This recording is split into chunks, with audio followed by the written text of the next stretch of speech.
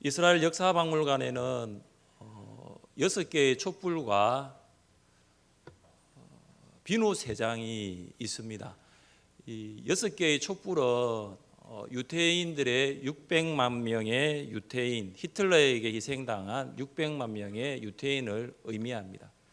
그리고 역사박물관에 있는 비누 3장은 가서실에서 죽은 그 유태인들의 지방에서 그 몸에서 뽑아낸 지방으로 만든 비누입니다. 그래서 역사박물관에 들어가서 이 6개의 초를 보고 이 3장의 비누를 보면 히틀러를 저주할 수밖에 없다고 합니다. 어린 시절 히틀러는 아버지에게서 상습적으로 매를 맞으면서 자랐습니다. 폭력적인 아버지 밑에서 자란 이 아들 히틀러는 계속해서 분노가 쌓이게 됩니다. 그 분을 풀지를 못하는 거죠. 근데 아버지가 왜 히틀러를 그렇게 상습적으로 폭력을 했느냐 하면, 히틀러의 아버지가 그 유대인 지주 사이에서 태어난 사생아였습니다. 사랑을 받지 못했던 거죠. 아버지로부터 버림받았습니다. 제대로 아들 어떤 인격적인 대우를 받지 못했습니다. 그러니까 지주로부터 받은 상처가 이 아들 히틀러에게 전가된 것이죠. 히틀러의 마음에는 아버지를 이렇게 만든 유대인에 대한 편견, 그 유대인에 대한 분노가 날마다 커져갔습니다. 그래서 내가 이 유대인을 어떻게 해야 될까? 그러면서 유대인 학살이라는 폭력 정치로 나타난 것입니다. 제가 이 글을 읽으면서 역사는 돌이킬 수가 없지만 누군가가 아버지로부터 폭력을 당한 이 히틀러, 이 어린 히틀러를, 이 소년 히틀러를 좀 위로해 줄 수만 있었더라면, 그가 주일학교 교사든지 아니면 히틀러의 친구의 부모든지 좀 누가 옆에서 조금 그 히틀러를 좀 안아줄 수만 있었더라면 참 역사는 어떻게 되었을까, 그런 생각들을 해보게 되었습니다. 위로는 한 사람의 인생을 변화시킬 수 있는 충분한 힘이 있고 영향력이 있습니다. 많은 사람들이 코로나19 때문에 힘들게 시간들을 보내고 있습니다. 확진자들은 병원에서 감염된 바이러스와 함께 하루하루를 싸우며 살아가고 있습니다.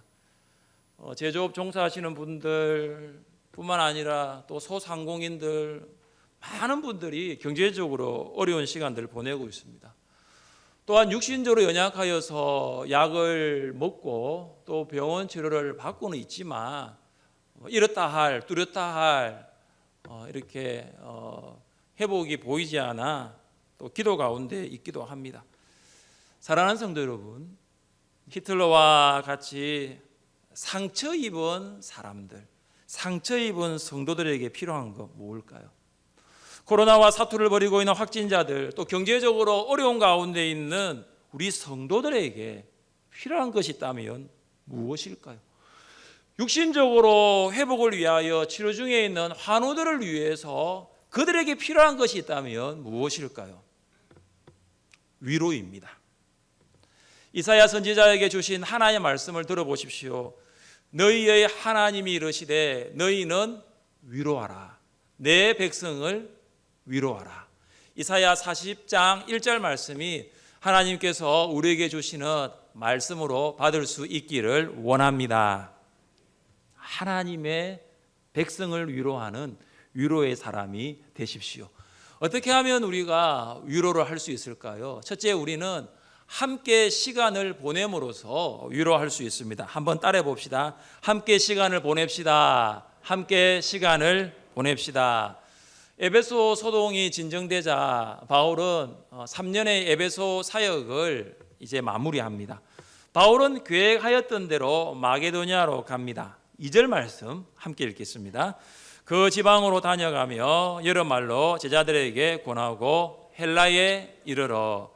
2절에 그 지방 마게도냐를 말하고 있습니다. 마게도냐는 바울이 2차 선교 여행 때 복음을 들었던 성도와 또 세웠던 교회들이 있는 곳입니다. 여러분, 바울이 드로아에 도착을 했을 때 마게도냐 사람 한 사람이 환상 가운데 어떤 음성을 바울에게 전달하잖아요. 그때 바울이 들었던 음성이 무엇입니까? 마게도냐로 건너와서 우리를 도우라. 사실 이 음성이 아니었더라면 마게도냐로 안 건너갔어요. 그러나 바울은 마게도냐로 건너와서 우리를 도우라, 이 음성을 듣고 순종하면서 마게도냐로 갔는데 첫 번째 도시가 어디입니까? 빌립보예요. 그래서 빌립보에서 자주 옷감 장사 루디아를 만나고, 그리고 그곳에서 귀신 들린 여종을 고치고, 그리고 간수와 그의 가족이 예수님을 믿게 되면서 빌립보 교회가 세워지게 됩니다. 바울이 빌립보에 교회를 세우고 이제 데살로니가로 조금 이렇게 밑으로 내려오는데, 데살로니가에서는 세 번의 안식일 기간 동안 복음을 전합니다. 그래서 데살로니가 교회가 또 세워지게 됩니다. 좀 더 내려오죠. 베레아까지 내려옵니다. 베레아에서는 바울이 복음을 전하는데 그 베레아 사람들은 다른 사람들보다 더 말씀을 열정적으로 받아들이게 됩니다. 그래서 그곳에서 말씀의 교제를 나누게 됩니다. 바울이 2차 선교 여행을 통해서 세워졌던 이 교회들을 다시 돌아보고 있는 것입니다. 성도들 대부분 초신자였습니다. 예수 믿은 지 얼마 안 된 신자들이었고, 교회도 대부분 개척교회였습니다. 여러분, 2절에 보시면 권하고라는 단어가 있죠. 이 권하고라는 단어가 뭐냐면 위로하다라는 말이에요. 그래서 위로하는 것은 마게도니아 사역의 바울의 가장 중요한 사역이었다라고 볼 수가 있는 것입니다. 바울이 마게도니아 지역에서 복음을 전하러 간 것이 아니라 이미 복음을 들었던 성도들을 위로하기 위해서, 또 교회를 위로하기 위해서 간 것입니다. 여러분, 이 고나다의 어원은 예수님께 제자들에게 보혜사 성령을 이렇게 약속하셨던 말씀과 연결이 됩니다. 우리 같이 한번 읽어보겠습니다. 보혜사 곧 아버지께서 내 이름으로 보내실 성령, 그가 너희에게 모든 것을 가르치고 내가 너희에게 말한 모든 것을 생각나게 하리라. 아멘. 여러분, 보혜사가 무슨 뜻입니까? 돕는 자라는 뜻이에요. 그러니까 보혜사 성령께서 제자들을 도와줄 거라는 거죠. 말씀을 가르치게 할 것이고 말씀을 생각나도록 돕겠다는 거죠. 그래서 성령께서 제자들을 돕는 이 사역이 마게도냐에서 바울이 한 사역과 동일하다는 것입니다. 그래서 바울의 사역이 있고 성령의 사역이라는 거죠. 어떤 사역입니까? 위로의 사역이었다는 거죠. 바울은 내주하신 성령으로 말미암아 마게도냐에 있는 성도들을 위로할 수가 있었습니다. 우리는 정확하게 바울이 그럼 마게도냐에서 얼마 동안 머무르느냐 알 수가 없습니다. 그런데 사도 바울의 사역을 연구하는 학자들을 보면 마게도냐에 머물렀던 시간이 1년에서 1년 6개월 정도 된다라고 이야기하고 있습니다. 주 56년 여름부터 57년 하반기까지라고 합니다. 중요한 것은 이것입니다.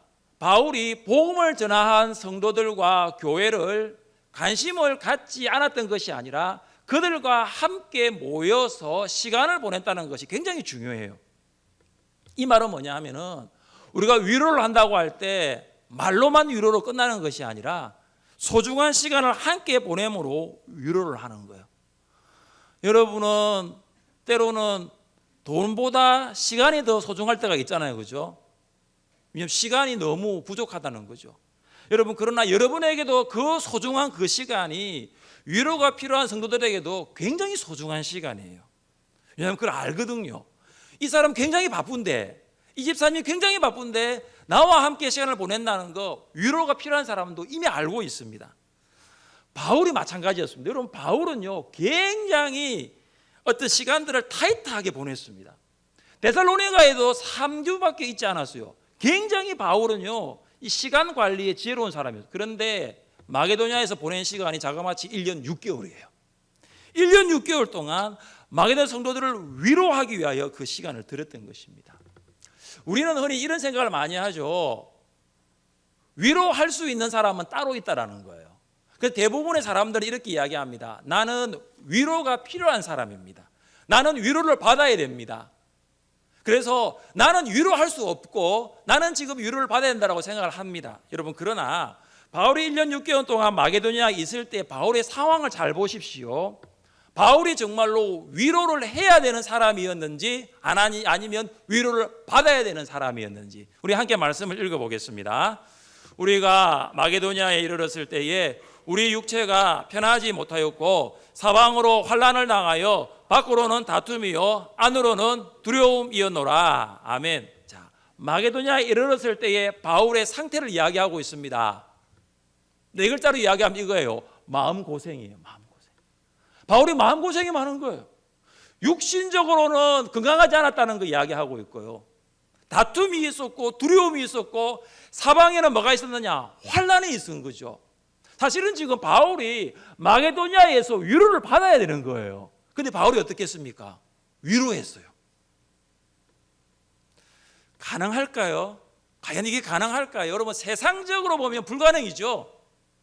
바울 안에 지금 누가 계십니까? 성령이 계신 거예요. 계속해서 바울이 기도하면서 성도들을 돌아볼 때 성령께서 하나님의 백성을 위로하라, 내 백성을 위로하라 하시니까 자기도 몸이 피곤하고 자기도 여러 가지 문제가 있지만 어려움이 있지만은 내가 위로해야 되겠다. 위로자로 세워진 것입니다. 1년 6개월을 마게도니아 보낸 다음 이제 바울은 고린도로 내려갑니다. 고린도에서 바울이 3개월을 보냅니다. 여러분, 고린도 생각하면 바울은 참 추억이 있는 곳입니다. 브리스길라와 아굴라 부부와 함께 복음을 전하고 디도 유스토와 해당장 그리스도와 함께 교회를 세웠던 그 고린도 교회, 그리고 바울이 떠난 다음에는 아볼로가 와서 또 교회를 성장시켰던 그 교회, 그 고린도에서 3개월을 머물면서 성도들과 함께 시간을 보내면서 위로합니다. 사랑하는 성도 여러분, 위로를 받아야 할 바울이 정말로 위로하는 성도들을 보면서 여러분 뭘 느끼십니까? 바울처럼 인생을 정말로 시간을 쪼개며 살았던 이 바울이 그의 소중한 시간 1년 반을 마게도니아에서 머물고 그의 소중한 시간 3개월을 고린도에서 머물면서 성도들과 함께 시간을 보냈던 것을 보면서 여러분 무엇을 생각하십니까? 위로는 함께 시간을 보내는 거예요. 여러분, 위로가 필요한 사람이 여러분 주변에 누구입니까? 여러분의 위로가 필요한 성도가 여러분 목장이나 여러분 초원 안에 있습니까? 여러분이 정말로 기도하고 섬기는 VIP 중에 여러분의 위로가 필요한 사람이 있습니까? 물론 여러분도 바쁘죠. 여러분도 위로를 받아야 되죠. 그러나 그들 또한 하나님의 위로가 필요한 자들입니다. 함께 시간을 보내면서 고민도 들어보시고 함께 시간을 보내면서 식탁의 교제를 나눔을 통해서 위로할 수 있기를 바랍니다. 야고보는 영혼 없는 몸이 죽은 것 같이 행함이 없는 믿음은 죽은 것이라고 엄히 경고하고 있습니다. 사도 요한은 우리에게 말과 혀로만 사랑하지 말고 행함과 진실함으로 사랑하라고 권하고 있습니다. 위로는 말이 아니에요. 위로는 함께 시간을 보내는 행함입니다. 위로가 필요한 성도들이 여러분 주위에 있는지 영적인 눈을 열어 살펴보시고 함께 시간을 보내므로 성령의 위로하심을 나눌 수 있기를 주님의 이름으로 축복합니다. 둘째, 우리는 글로서 위로할 수 있습니다.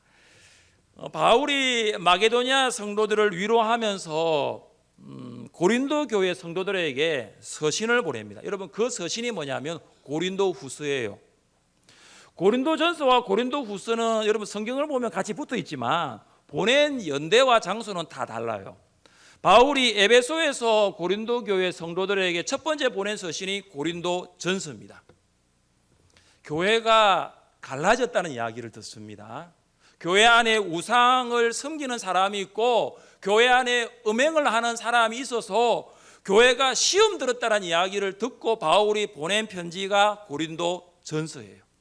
그런 다음에 바울이 마게도니아에 내려와서 마게도니아에서 고린도 후서를 보냅니다. 고린도 후서는 이렇게 시작합니다. 같이 한번 읽어보겠습니다.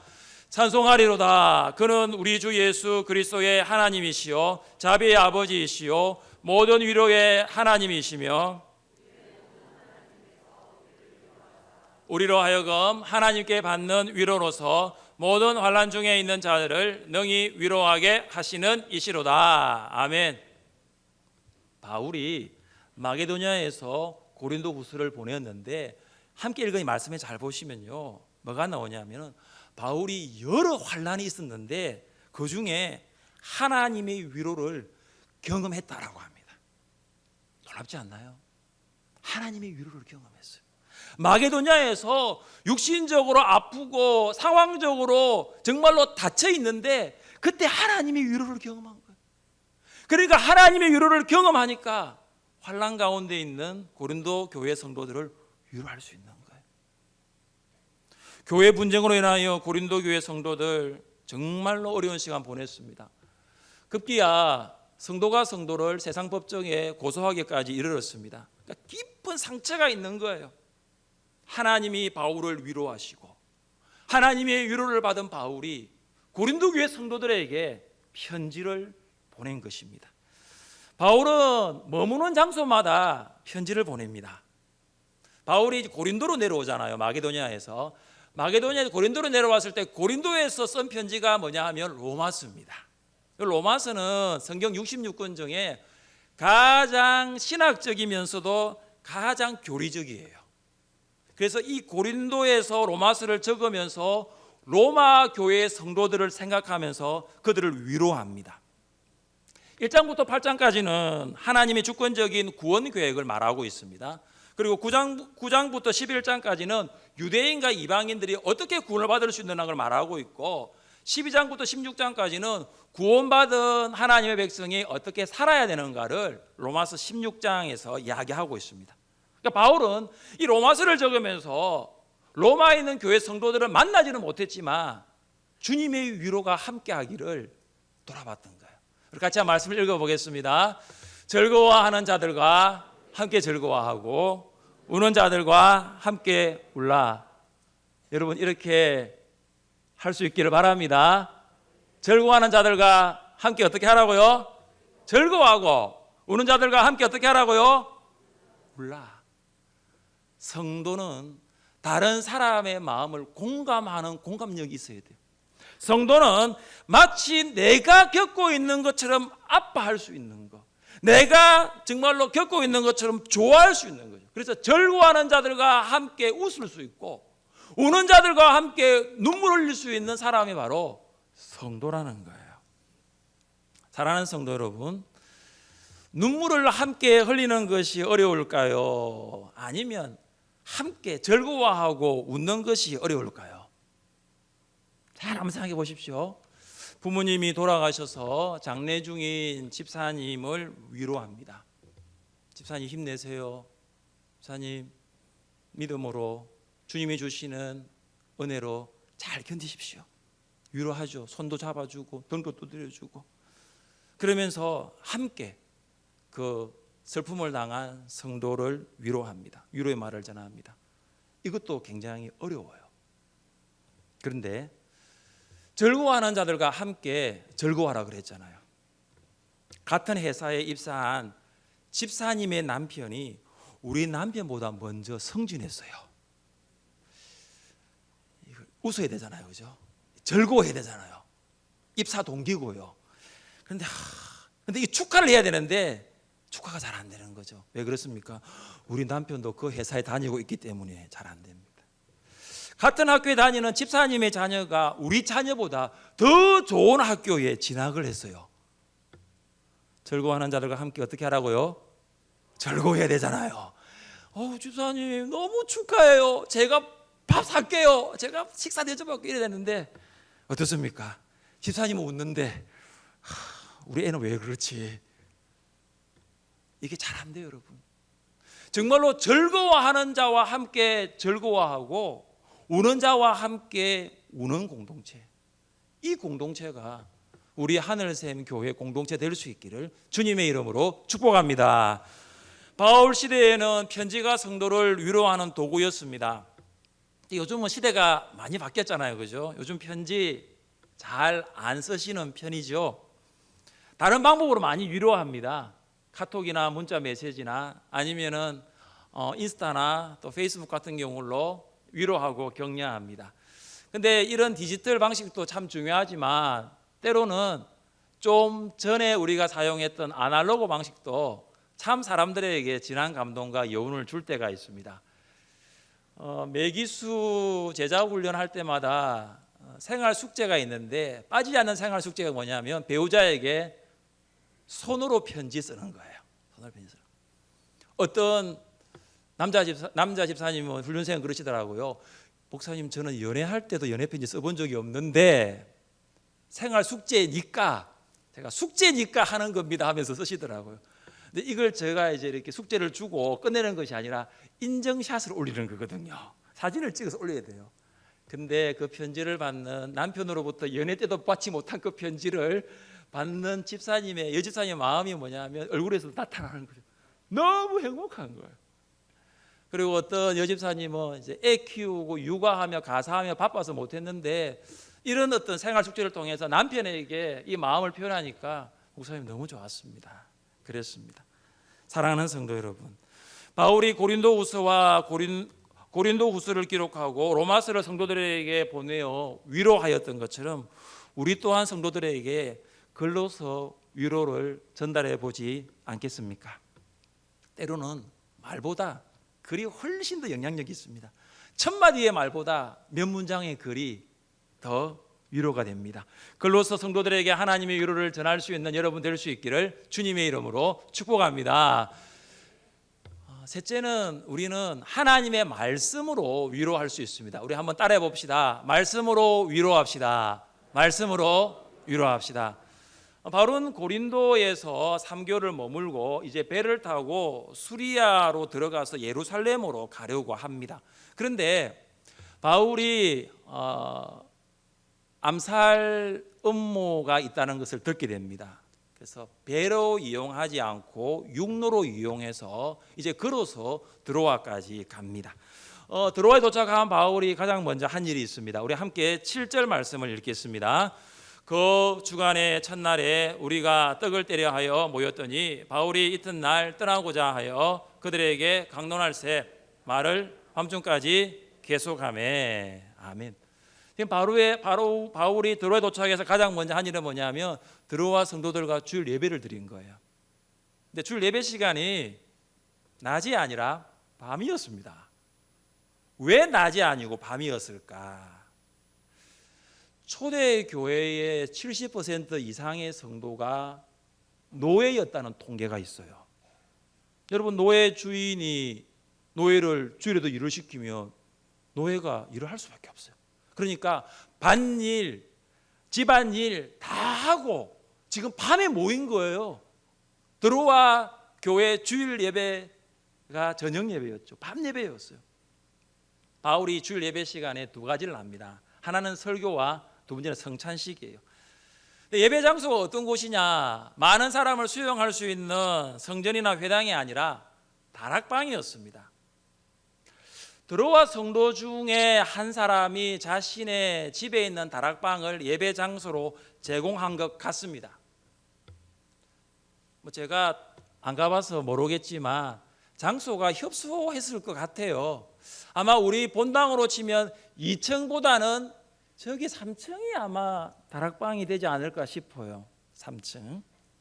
그러니까 밤이잖아요. 불도 켜야 됩니다. 등불을, 이런 등이 아니잖아요. 등불을 켭니다. 근데 바울이 설교를 오랫동안 하고 있습니다. 바울이 구약을 딱 펼쳐가지고 구약의 뜻을 설명하면서 풀어나갑니다. 그래서 구약에 기록된 그리스도가 누구냐? 예수님이다. 이 증명하는 방식으로 설명과 증명으로 합니다. 바울은 그 다음 날이 되면은 이제 드로아를 떠나서 예루살렘으로 가야 합니다. 언제 다시 드로아에 올 수 있을지 기약이 없어요. 그러니까 오늘 이 저녁이 마지막인 거예요. 이 마지막 시간에 바울이 하고 싶은 말씀이 얼마나 많았겠습니까? 드로아 교회 주일 밤 예배에 참석한 성도 중에 유도고라는 청년이 있었습니다. 이 청년이 일 때문에 예배 시간에 늦게 왔는지 아니면은 연로하신 성도님들과 여자 성도님들을 다락에 앉도록 하기 위해서 자리를 양보했는지는 모르겠지만 3층 창문에 앉은 거예요. 저쪽에 앉았네요. 유두고죠. 저쪽에 앉았네요. 유두고. 저는 보입니다. 저쪽에 앉아. 그래가지고 이제 바울이 열심히 이제 설교를 하고 있는데 유두고가 피곤한 거예요. 하루 종일 일을 했겠죠. 그리고 이 등이 있으니까 이 등이 산소를 먹어버리는 거죠. 그러니까 이제 산소가 부족하니까 하품이 나오는 거예요. 눈꺼풀이 서서히 내려오다가 등이 한번 보였다가 바울이 한번 보였다가 바울이 보였다가 등이 보였다가 여러분 그런 적 있잖아요, 그죠? 특히 주로 오후 예배 때 목사님이 보였다가 앞에 사람이 보였다가 목사님이 보였다가 이제 밤에 설교하는 거거든요. 그러니까 3층에 앉은 유두고가 바울이 보였다가 등이 한번 보였다가 바울이 보였다가 등이 한번 보였다가 하다가 어떻게 됐습니까? 3층에서 떨어졌어요. 3층 조심하십시오. 오늘은 창문에 앉으신 분이 없기 때문에 괜찮아요. 쿵 했겠죠. 사람들이 내려가는 거죠. 급히 내려가서 보니까 딱 보니까 죽은 거예요. 어떻게 죽은지 알 수 있느냐? 사도행전의 저자는 누가입니다. 누가는 의사예요. 의사가 들어와야 주일 예배에 함께 했거든. 딱 누가가 보니까 죽은 거죠. 바울이 급하게 내려옵니다. 지금 설교하다가 이런 일이 생긴 거잖아요. 그래가지고 바울이 그 청년을 안고 기도합니다. 하나님 고쳐주십시오. 하나님 살려주십시오. 하나님 다시 호흡하게 해주십시오. 그 기도의 응답으로 유두고가 살아난 거예요. 저는 이 설교를 준비하면서 우리 최수연 성도님 생각이 나더라고요. 우리 최수연 성도님 우리가 계속 기도하고 있지 않습니까? 야고보서 5장 15절 말씀처럼 믿음의 기도는 병든 자를 구원하리니 주께서 일으키시리라. 우리가 이 최수연 성도님에서 기도하는 이 시간이 길어지는 이유가 여러 가지 뜻이 있을 거라고 생각하는데 아마 우리 안에 더 뜨겁게 사랑하는 하나님의 뜻이고 또 이것을 통해서 우리 교회가 화가 아니라 하나님이 주시는 복이 더 많다라는 그런 생각을 하고 있습니다. 유두고가 살아났어요. 다시 다락방으로 올라가서 다시 예배를 드립니다. 떡을 뗍니다. 성찬을 나눕니다. 예수님의 죽으심과 부활을 기념하는 거예요. 성찬이 마치고 난 다음에 바울의 설교는 계속됩니다. 언제까지? 날이 셀 때까지. 아침에 해가 동쪽에서 이렇게 솟아오를 때까지 설교는 계속되는 거죠. 자그마치 잠도 자지 않고 무박 2일 동안 이 예배가 드로아 교회 주일 예배였습니다. 예배 시간에 안타까운 일이 있었지만 그것을 통하여 하나님께서는 성도들에게 하나님의 임재와 능력을 나타내 보이셨습니다. 드로아 교회 성도들 바울과 드리는 이 예배를 통해서 은혜를 받았어요. 정말로 그도 얼마나 바쁜 사람인데 예루살렘으로 가서 지금 오순절을 지켜야 되는데 그렇게 하지 않고 우리와 함께 밤을 새워서 하나님의 말씀을 전하는 이 바울을 보면서 정말로 큰 위로를 받았고 청년이 떨어져서 정말로 추락사였는데 그 청년이 살아난 것을 통해서 하나님 말씀은 능력이 있다. 정말로 하나님의 말씀은 살아있다는 위로를 받게 된 것입니다.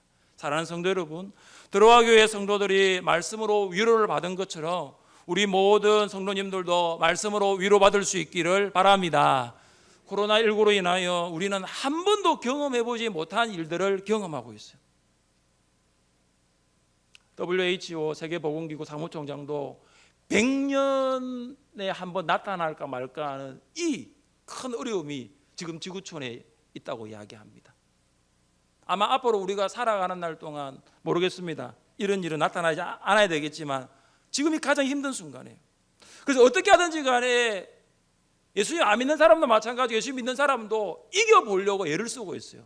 근데 저는 최근에 참 말씀으로 이 코로나19를 극복하는 모습들을 봅니다. 아마 우리 성도님들께서도 참여하신 분 계실 거예요. 코로나19 극복을 위한 시편 필사 챌린지.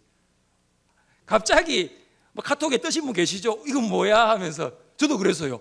이건 뭐지 보니까 저희 신대원 동계 목사님이 여수에서 목회를 하고 있는데 자기는 교회 집사님으로 받았대요. 그러면서 생각을 하다가 어디에 보낼까 하다가 하늘샘 교회에 보내자 해가지고 저 카톡으로 왔더라고요. 다행이었습니다. 시편 119편이 아니었어요. 147편이었거든요. 147편을 제가 쭉 쓰면서 원래 읽었죠. 늘 쓰면서 너무 감동이 되는 거예요. 한번 감동이 됐습니다. 하나님이 왜 코로나19에 그 목사님을 통해서 저에게 시편 147편을 쓰게 하셨을까? 정말로 위로가 되었습니다. 저도 또 지목을 해야 되잖아요. 그래서 사역자반 9명 중에 다 할 수는 없고 두 사람을 지목하라 그러니까 제비를 뽑아가지고 권미선 집사님과 김경수 집사님 제가 지목해가지고 148편 또 기록을 하고 아마 끝났을 거예요. 150편까지. 지금은 말씀의 위로가 필요합니다. 위로가 필요한 성도들에게 하나님의 살아있는 말씀으로 위로할 수 있기를 바랍니다. 그런데 우리는 위로가 필요한 성도들과 계속해서 함께 시간을 보낼 수는 없습니다. 멀리 떨어져 있는 성도들과 물리적인 거리로 인하여 더 어려울 수도 있습니다. 우리가 고민하여 보낸 카톡과 문자도 어떻게 보면 근본적인 위로가 안 될 수도 있어요. 하나님의 말씀으로 위로를 한다고는 하는데 그 말씀 가운데 성도가 문을 열지 아니하면 위로가 안 됩니다. 그러나 우리의 영원한 위로자는 예수 그리스도이심을 믿으시기를 바랍니다. 수가성 여인을 위로하기 위하여 저 유대에서 사마리아까지 먼 길 마다하지 않고 오신 예수님, 그분은 우리의 영원한 위로자 되십니다. 아들 장례식에서 울고 있는 수가성 여인을 향하여 울지 말라 말씀하셨을 뿐만 아니라 그 아들을 살리신 예수님은 말로만 위로한 것이 아니라 행함으로 위로를 보이셨습니다. 우리의 영원한 위로자 되시는 예수 그리스도로 말미암아 고난 가운데 있는 성도들이 위로받을 수 있기를 바랍니다. 우리가 고난 가운데 우리가 바라볼 수 있는 분은 오직 예수 그리스도이십니다. 우리의 위로는 분명한 한계가 있지만 주님이 주시는 위로는 한량이 없다는 것을 기억하십시오. 우리의 위로는 근본적인 문제를 해결할 수 있는 위로는 될 수가 없지만 주님의 위로는 힘과 능력이 있음을 기억하십시오. 여러분이 하나님의 백성을 위로하는 위로자가 되시기를 바라며 영원한 우리의 위로자 되시는 주님을 증거할 수 있기를 주님의 이름으로 축복합니다. 우리 자리를